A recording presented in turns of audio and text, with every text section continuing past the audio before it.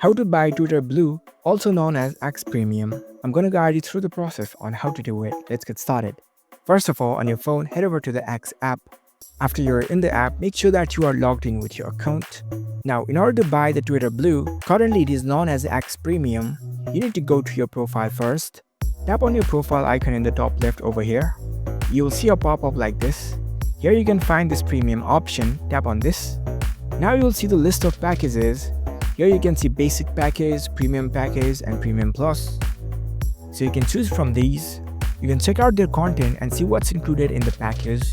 In order to buy the Twitter Blue, you need to select from the premium or premium plus. You cannot have that from the basic package. So you can either buy this premium package or the premium plus. You can get multiple things after you buy the package. You can read through this. In order to buy this, tap on the subscribe button in the bottom. Select the purchase plan if you want to pay annually or monthly.